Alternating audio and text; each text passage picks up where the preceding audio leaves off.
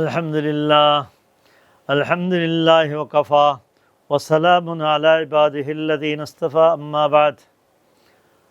আল হিকমাতুন নাফিয়া ফাউন্ডেশনকে অগণিত ধন্যবাদ, তাদের শুকরিয়া জ্ঞাপন করছি। এই জন্য যে হাদিসও আসছে, মান লাম ইয়াশকুরিন নাস লাম ইয়াশকুরিল্লাহ, যে মানুষের কৃতজ্ঞতা প্রকাশ করে না সে প্রকৃতপক্ষে আল্লাহরও কৃতজ্ঞতা প্রকাশ করে না। তা হিকমাতুন নাফিয়া ফাউন্ডেশন এই দিন প্রচারের এই মাধ্যম অবলম্বন করার কারণে, তারা আমাকে স্মরণ করার কারণে আজ আমার দ্বারা দুই কথা হয়তো প্রচারিত হবে।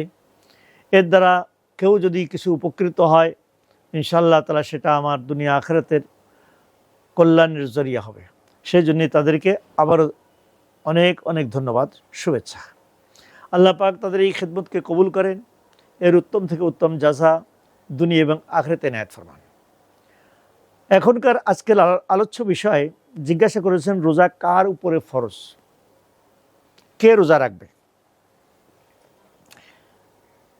আকিল বালেগ, অর্থাৎ যার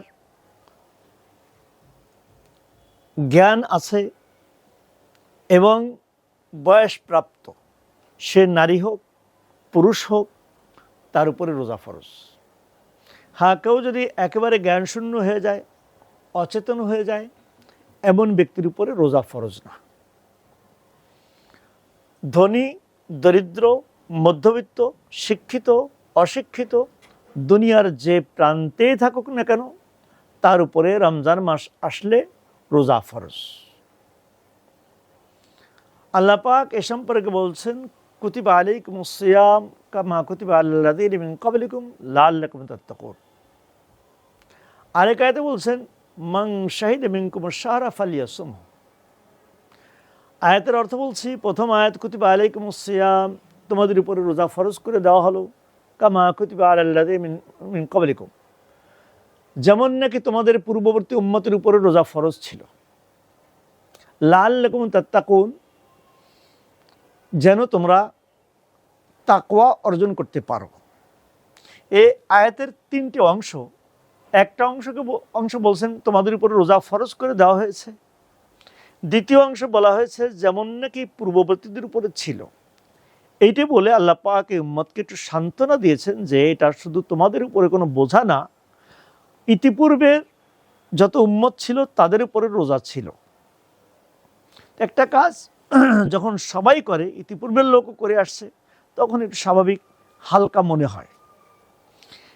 তৃতীয় অংশে বলেন লাআল্লাকুম তাত্তাকুন, যেন তোমরা খোদা ভীতি অর্জন করতে পারো, আল্লাহ ভীতি অর্জন করতে পারো। এক অর্থ এটা। রোজার দ্বারা আল্লাহ ভীতি অর্জন হয়। আরেক অর্থ, যেন তোমরা বেঁচে যেতে পারো। কিসের থেকে বাঁচবে? এটারও দুই অর্থ। আখিরাতের আযাব ও গজব থেকে, আল্লাহর অসন্তুষ্টির থেকে যেন তোমরা বেঁচে যেতে পারো। আর দুনিয়ার ক্ষেত্রেও তর্জমা করা যায়, যেমন নাকি স্বাস্থ্য বিজ্ঞানীরা বলে থাকেন, রোজার দ্বারা শারীরিক বহুত বড় উপকার হয়। রোজা রাখার দ্বারা তুমি সুস্থতা, অনেক রকম রোগ ব্যাধির থেকে বেঁচে যাবে। ডাক্তারি বিজ্ঞানে দেখা গেছে, রিসার্চে দেখা গেছে যে একটা লোক একই বয়সের, একজন রোজা রাখে আরেকজন রাখে না। যে রোজা রাখে তুলনামূলক সে সুস্থ। তাহলে যেন তুমি অসুস্থতা থেকে বেঁচে যাও। আখিরাতের ব্যাপারটা তো ভিন্ন। কেউ যদি একটা রোজা না রাখে, সেজন্য তাকে একটা ফরজ তরক করার যে গুনাহ, সেই গুনাহর কারণে তাকে হয়তো জাহান্নামে যেতে হতে পারে। তাহলে জাহান্নামের আযাব থেকে বাঁচবে, আল্লাহর অসন্তুষ্টি থেকে বাঁচবে, দুনিয়ার রোগ ব্যাধির থেকেও বাঁচবে। লাআল্লাকুম তাত্তাকুন এর অর্থ হলো এটা। আরেক আয়াত পড়ছি, মান শাহিদা মিনকুমুশ শাহরা ফালইয়াসুমহু, তোমাদের ভিতরে যে কেউ এই মাসে উপস্থিত হবে, এই মাসে সে হায়াত পেয়ে এই মাস পাবে, সে যেন রোজা রাখে। এটা আল্লাহ পাকের নির্দেশ। আল্লাহ কোনো নির্দেশ দিলে সেটা বান্দার জন্য অপরিহার্য হয়। আর আল্লাহ পাকের নির্দেশ এটা বান্দার জন্য পালন করার ভিতরে তার কল্যাণ, পালন না করার ভিতরে তার অকল্যাণ। এই জন্যই আমরা যারা বয়সপ্রাপ্ত আছি আমরা নিজেরাও তো রোজা রাখবো এবং আমাদের অধীনস্থ ছেলে মেয়ে আত্মীয় স্বজন যারা আছে তাদেরকেও আমরা রোজা রাখানোর চেষ্টা করব এবং তাদেরকে দুই কারণ রোজা রাখার প্রতি উদ্বুদ্ধ করব। এক কারণ হলো আখিরাতের আযাব থেকে বাঁচা, দ্বিতীয় কারণ হলো সুস্থ থাকা, ভালো থাকা, বিভিন্ন বড় বড় রোগ ব্যাধির থেকে বেঁচে যাওয়া। আল্লাহ পাক আমাদের সকলকে তৌফিক দান করেন।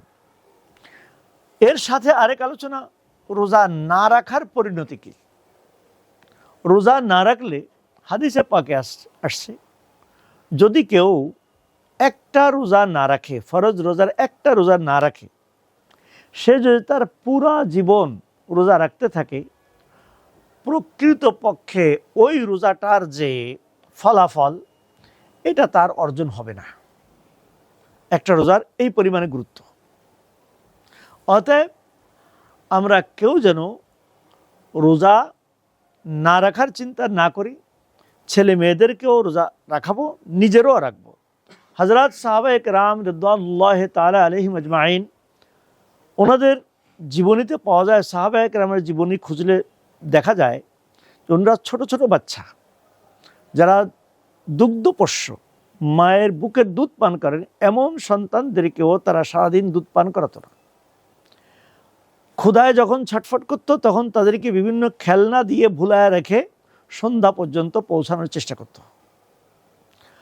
আর বর্তমান সারা দুনিয়ার স্বাস্থ্যবিজ্ঞানীদের রিসার্চে দেখা গেছে যে প্রচণ্ড ক্ষুধা লাগার ভিতরে মানুষের ক্ষতি হয় না, বরং তার যে কুওয়াতে হাজমা বলি বা মেটাবলিজম বলি, তার হজম শক্তি এটা প্রচণ্ড আকারে বৃদ্ধি পায়। ওই পরিমাণ বৃদ্ধি করার জন্য এখনও পর্যন্ত দুনিয়াতে কোনো ঔষধ আবিষ্কার হয়নি। কাজেই অনেক মায়েরা আছেন, ছেলে মেয়েদের কষ্ট হবে, 7-8 বছরের, 10 বছরের, 15 বছরের ছেলে মেয়েদেরকেও অনেক সময় মায়েরা রোজা রাখতে দেন না, যে কষ্ট হবে, স্বাস্থ্য খারাপ হবে। বরং যে মায়েরা এমনটি করেন, নিজে হাতে ধরে সন্তানের স্বাস্থ্যহানি করতেছেন, ওকে বড় কোনো রোগের সম্মুখীন করতে যাচ্ছেন হয়তো। খবরদার, খবরদার, এই কাজটি আমরা কেউ না করি। আরেকটা বিষয় জানতে চেয়েছেন যে অসুস্থ ব্যক্তি কিভাবে রোজা রাখবে। অসুস্থতার বিভিন্ন মাত্রা আছে। ছোটোখাটো অসুস্থতা কে না হয়। হ্যাঁ, অসুস্থতা যদি এমন মাত্রায় হয় যে দিনের বেলায় তাকে ওষুধ পান করাতে হচ্ছে, ওষুধ খাওয়াতে হচ্ছে, এমন বিষয় যদি হয়, বিজ্ঞ ডাক্তার, দিনদার ডাক্তার যদি বলেন যে তার জন্য রোজা ভাঙ্গাটাই জরুরি, তাকে ওষুধ না খাওয়ালে তার মারাত্মক কোনো স্বাস্থ্যহানি হবে অথবা জীবন নাশের কারণ হবে, কোনো দিনদার, মুত্তাকি, পরেজগার, বিজ্ঞ ডাক্তার যদি এমনটি বলেন, তাহলে তার জন্য রোজা ভাঙ্গা এবং রোজা না রাখা জায়েজ। খবরদার, খুব ভালো করে বুঝবো যে ডাক্তার দিনদার হতে হবে এবং বিজ্ঞ হতে হবে। আনাড়ি ডাক্তার হইলে হবে না, আবার দিনহীন, তাকওয়া তাহার নাই, ইসলাম নাই, এমন কোনো ডাক্তারের কথার দ্বারা রোজা ভাঙলে হবে না। দুটো গুণ থাকতে হবে ডাক্তারের ভিতরে, দিনদার। 2 নম্বর হলো এই বিষয়ে সে, যে রোগী, এই রোগের বিষয়ে সে অভিজ্ঞ, পারদর্শী। এই 2 গুণে গুণান্বিত ডাক্তার যদি পরামর্শ দেন রোজা না রাখার, তাহলে কোনো ব্যক্তি রোজা রাখবে না। হ্যাঁ, এখন তার করণীয় হলো যখন সে সুস্থ হবে তখন সেই রোজা কাজা করবে।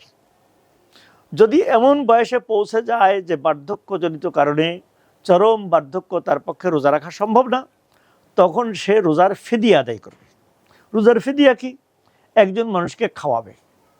তার আমাদের দেশে ইফতারি, সন্ধ্যাবেলায় খানা এবং সেহরি, এই 3 বেলা খাইতে যা লাগে তাকে খাওয়ায় দেওয়া, তার সঙ্গতি অনুসারে অথবা তার সঙ্গতি অনুসারে তাকে খাওয়ার একটা পর্যাপ্ত পরিমাণ টাকা তাকে হ্যান্ড ওভার করে দেওয়া, এইটা হলো রোজার ফিদিয়া। আর আমাদের দেশে অনেক আছে সাধারণ বিষয়কে অজুহাত বানিয়ে রোজা রাখেন না। যেমন কারো কারো ডায়াবেটিস আছে, কারো কারো একটু দুর্বলতা আছে, রোজা রাখায় অভ্যস্ত না, কোনো কারণে একটু দুর্বল হয়ে গেছেন, এইসব লোকেরা অনেক সময় রোজা রাখেন না। টাকা আছে কাউকে দিয়ে, টাকা দিয়ে মনে করেন পার পেয়ে যাবেন। টাকা দেবে ওই লোক, ফেদিয়া আদায় করে রোজা রাখাবে ওই লোক যার পক্ষে আর জীবনে সুস্থতা ফিরে পাওয়া সম্ভব না, রোজা রাখতে পারবে না ওই লোক। এবং যাকে বিজ্ঞ বিচক্ষণ দিনদার ডাক্তার পরামর্শ দিবে যে আপনার রোজা রাখলে ক্ষতি হবে অথবা আপনি মারা যাবেন, অথবা সে এমন অসুস্থ যে সত্যি তার পক্ষে রোজা রাখা সম্ভব না, তাহলে এই লোক রোজা না রেখে পারবে। কিন্তু সাধারণ যেমন আমাদের দেশে বহুত ডায়াবেটিস রুগী আছেন, ওনারা বলে শুধু ডায়াবেটিসের কারণে রাখতে পারি না। আরে ডায়াবেটিসের কারণে রাখতে পারি না, না রাখলে আপনার কতটুকু ক্ষতি হয় আপনি দেখেন, চেষ্টা করে দেখেন। একটু অসুস্থতা লাগে ডায়াবেটিসের কারণে যে না খেয়ে থাকলে মারা যাবে বা বেশি অসুস্থ হয়ে যাবে, এটা মনে হয় না। বরং ডাক্তাররা তো বলেন যে ডায়াবেটিসের রোগী রোজা রাখলে আরও তার ডায়াবেটিস ভালো হয়ে যাওয়ার কথা। অনেকের ডায়াবেটিস কমে যায় রমজান মাসে, এই রিপোর্ট তো আমাদের কাছে অহরহ আসে, শুনতে পাই। ডায়াবেটিসের কারণে রোজা না রাখা, এটার মাত্রা কি কতটুকু, কে এটি করবেন? ভাই আপনি নিজে একজন আলেমের শরণাপন্ন হন, একজন দিনদার বিজ্ঞ বিচক্ষণ ডাক্তারের শরণাপন্ন হন। খবরদার নিজের মতো করে করেন না। আবার কেউ কেউ জানতে চান আপনার শ্বাসকষ্ট, ভেন্টালিন ইনহেলার জাতীয় কোনো কিছু মুখে নিয়ে রোজা রাখতে পারবেন কি না। এই ব্যাপারে আমাদের দেশের এই পর্যন্ত দায়িত্বশীল মুফতিয়ান একরাম যারা আছেন তারা বলেন যে আপনি একটু কষ্ট করে রোজাটা রাখবেন, ইনহেলার নিবেন না, ইনহেলার ব্যবহার করবেন না। ইনহেলার ব্যবহার করলে আপনার রোজা ভেঙে যাবে। যতগুলো রাখতে পারেন তো রাখবেন, যেগুলো রাখতে পারবেন না সেগুলো আপনি পরবর্তীতে কাজা করবেন, পরবর্তীতেও না পারলে আপনি ওগুলোর ফিদিয়া আদায় করবেন।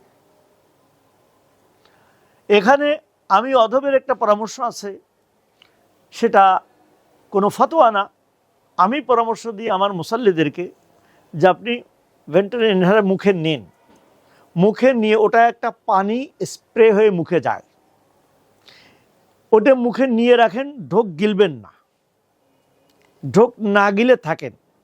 ওটার অ্যাকশন ভিতরে গিয়ে যদি নাকি আপনার শ্বাস স্বাভাবিক হয়, এরপরে আপনি থুক ফেলে দেন, কুলি করে ফেলেন, তাহলে ওষুধ ভিতরে গেল না।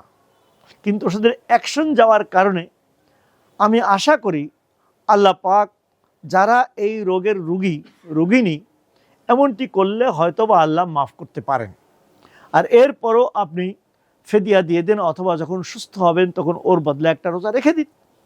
এটাও হতে পারে। এটা আমার একান্ত পরামর্শ যে আপনি, আবারও বলি, মুখে নিয়ে ইনহেলারটা ভিতরে নিয়ে আপনি মুখ বুজে থাকেন। দীর্ঘ সময় থাকলে ঢোক না গিলে, দীর্ঘ সময় থাকলে আমি আশা করি জিহ্বায় ওই ওষুধটা লেগে আপনার হলকম থেকে যতটুকু ভিতরে যাবে, এর দ্বারা আপনি পরিপূর্ণ সুস্থতা, শ্বাস স্বাভাবিক না হলে অন্তত আমি আশা করি কিছুটা হলেও আপনার স্বস্তি ফিরে আসতে পারে। যদি আসে তাই আমি আশা করি এইটুকের কারণে রোজা ভাঙবে না। তারপরও যেহেতু সকল মুফতিয়ানে কেরামের ফতোয়া রোজা ভেঙে যাওয়ার, আপনি পারলে পরবর্তী 8টা রোজা রেখে দেন অথবা তার ফিদিয়া আদায় করে দেন। সুবহানাকাল্লাহুম্মা বিহামদিকা আশহাদু আল্লা ইলাহা ইল্লা আনতা আস্তাগফিরুকা ওয়া আতুবু ইলাইক। আল্লাহ পাক আমাদেরকে এই মাসলাগুলি যথাযথভাবে বুঝে আমল করার তৌফিক দান করেন। আমিন। আসসালামু আলাইকুম ওয়া রাহমাতুল্লাহ।